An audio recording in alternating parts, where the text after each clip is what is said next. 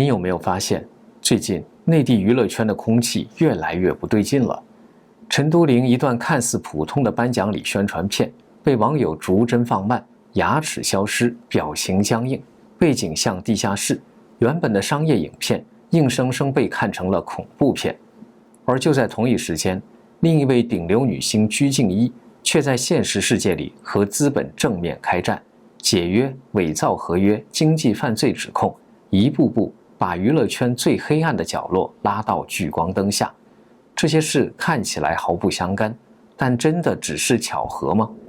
今天这段视频，我们就从这两条线开始，看一看恐惧是怎么在这个圈子里蔓延的，而反抗又为什么会付出这么高的代价？观众朋友好，这里是大师局，我是袁成。于朦胧离奇离世后，网上传出潜规则、长期控制、祭祀等恐怖消息。有灵媒说，女星陈都灵是下一个受害者。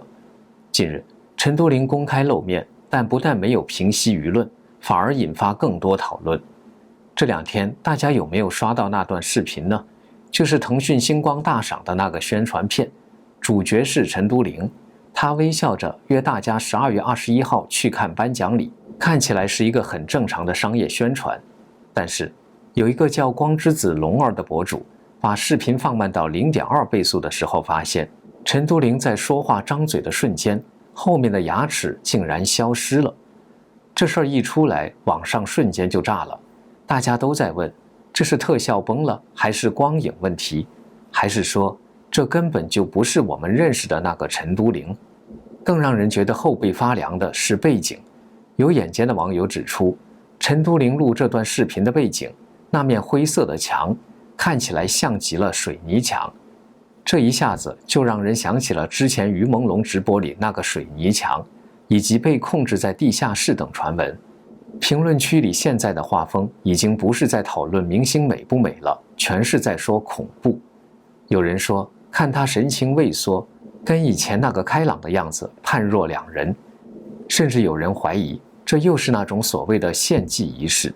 另外，16号，陈都灵出席了安徽卫视举办的国剧盛典颁奖典礼，也让很多网友觉得不对劲。她身穿一袭白色的连身礼服，看起来依旧很漂亮，还在台上发了言。但是视频截图也可以发现，她的牙齿不太对劲儿，并且她在入场前，整个人看起来精神抑郁，一副心事重重的样子。看到粉丝也是眼神闪躲，欲言又止。还有人看到他差点摔倒，走路踉踉跄跄的，还要助理搀扶，状态非常差。这件事咱们还不能轻易下结论，但可以肯定的是，网民的质疑背后折射出的是大家对这个圈子彻底的不信任。您觉得陈都灵的牙齿是怎么回事呢？欢迎在评论区里告诉我。还有一件事，这两天闹得很大，就是鞠婧祎和她的前东家斯巴传媒彻底撕破脸了。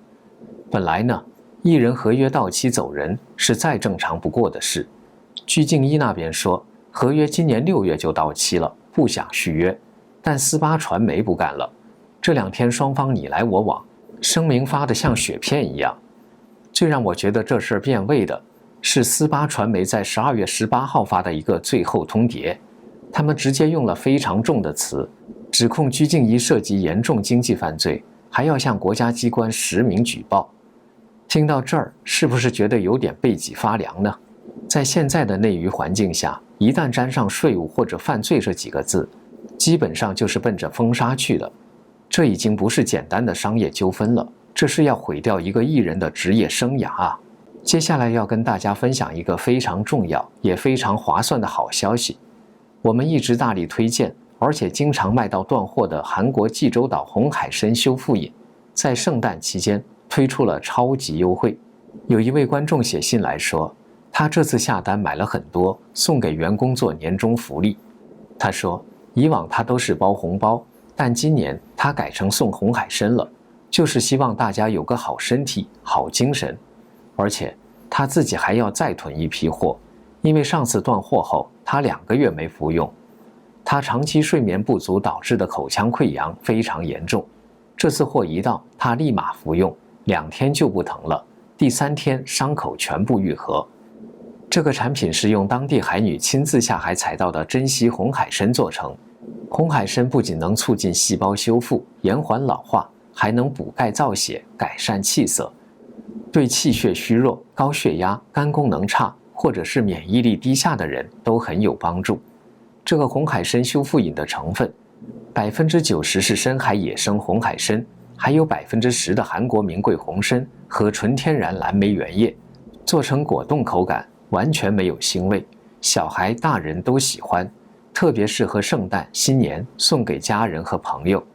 圣诞节期间，12月15号到1月12号，除了享受85折优惠，在美国地区购买红海参还可以享受以下赠送优惠：购买2盒，每盒30条装，或者1盒60条装，赠送1小盒参片；购买4盒，每盒30条装，或者2盒60条装，赠送2小盒参片；购买6盒，每盒30条装，或者3盒60条装，赠送1根黑参。赠品数量有限，送完为止。在这个充满祝福的季节里，愿健康能够陪伴您和家人度过每一个平安幸福的日子。红海参修复饮不只是礼物，更是一份心意。祝大家圣诞快乐，新的一年身体强健，精神满满。首先，咱们得搞清楚他们到底在吵什么。核心矛盾其实就一个：鞠婧祎现在到底是自由身还是斯巴的艺人？鞠婧祎这边的说法很简单，他在2013年前的约，合约上写的明明白白，到2024年6月18号结束。也就是说，他觉得自己早就恢复自由身了，甚至已经成立了个人工作室。但是，斯巴传媒拿出了一份补充协议，说鞠婧祎在2018年签了这份补充协议，把独家经济权一口气延长到了2033年。各位，2033年啊！如果这是真的，鞠婧祎还得给公司打工将近10年。这时候，最戏剧性的一幕出现了，鞠婧祎方面直接甩出了一个王炸。他说，那份2018年的补充协议根本不是他签的，是伪造的。这可不是嘴上说说。鞠婧祎那边找了律师，还委托了法院进行笔迹鉴定。结果怎么样呢？律师放出来的消息是，今年2月和9月的2份司法鉴定结果都显示，无法判断签名真伪，或者说是无法判断签名为鞠婧祎本人所写。这就很耐人寻味了。既然是法院委托的机构都鉴定不出来是他签的，那斯巴传媒手里这份续命合约，它的法律效力到底还剩多少？很多法律界的大 V 看完这个证据链，都觉得鞠婧祎在法律和道义上是占上风的。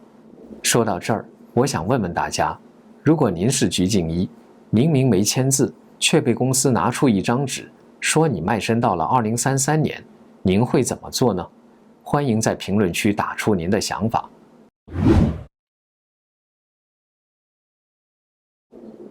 合约的事儿还没扯清楚，双方又开始在钱的问题上互揭老底。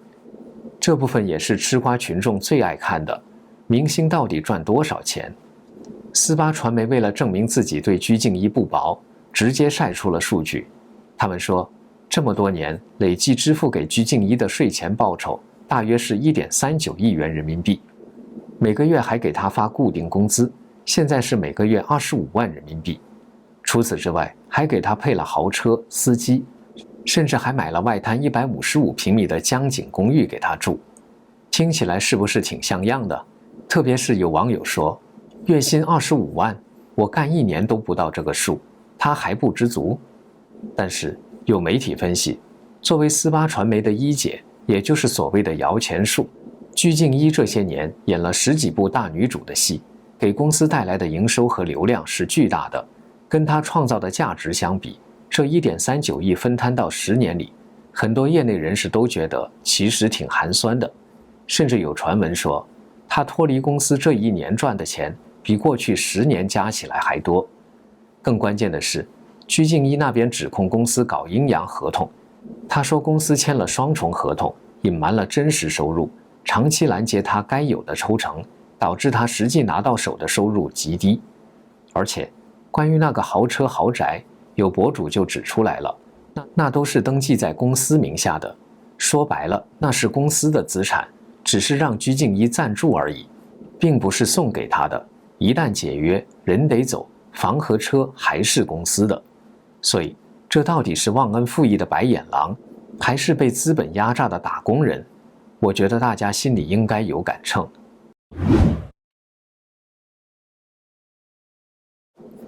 如果说上面的合约和钱还是常规操作，那接下来这位前队友的爆料就直接把事件升级了。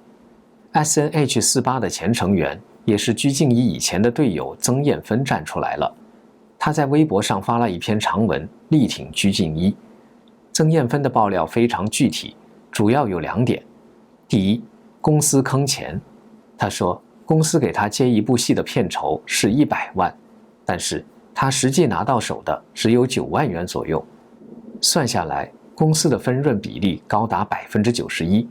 他请假不参加公演，但是还在配合公司拍写生录音，公司却把他的工资停了，欠他的奖金也不给了，而且解约的时候公司还开口要300万的违约金，最后看他家里实在清贫，才降到60万放他走。第二，陪酒传闻，这才是最劲爆的。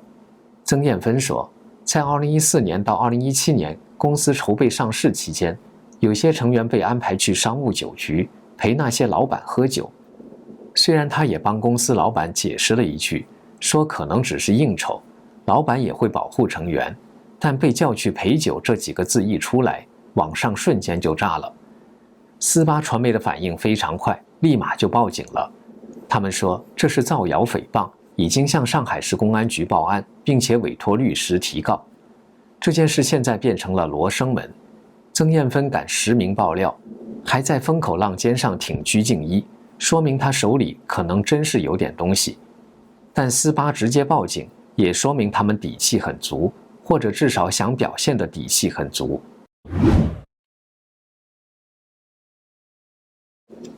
讲到这儿，您会发现一个很有意思的现象，虽然48传媒又是晒账单，又是报警，又是喊话经济犯罪，但舆论似乎大都站在鞠婧祎这边。为什么呢？因为48传媒的前科实在是有点多。有博主统计过，过去10年间，48传媒跟旗下20多位成员打过官司，黄婷婷、赵月、沈梦瑶等等，这些名字大家可能听过。SNH48 的前成员郑丹妮退团时说过一句话，合同就像一道无形的枷锁。还有一位成员张宇格说，入团5年，80%的时间都在重复公演，简直就是剧场打工人。更绝的是，48传媒注册了好几个鞠婧祎的商标，甚至连域名都备案了。这给人的感觉就是，即便你人走了，你的名字、你的 IP 还是我的，我想怎么用就怎么用。很多网友看到这儿都觉得，这不就是典型的广撒网模式吗？招一堆小姑娘进来，红了就死命抓住不放，不红的就当背景板耗着。鞠婧祎作为最红的那一个，自然也是最难脱身的那一个。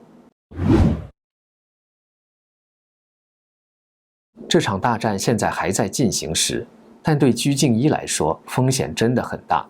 他手里现在有4部待播剧，包括跟宋威龙合作的《千香》，还有郭敬明监制的《画皮》《岳林奇迹》。这些剧原本都计划在2026年初播出的，现在48传媒给他扣上了严重经济犯罪的帽子。如果公司真的去实名举报，或者官司一直拖着，这些剧很有可能会因为风险艺人的条款被平台搁置，甚至无法播出。这对于一个正处在上升期的女演员来说，打击是毁灭性的。已经有将近600天，鞠婧祎没有新剧定档了。不过，也有业内人士分析，平台现在对这种经济纠纷看淡了，只要没有官方机关的正式通报，剧集可能还是会正常播。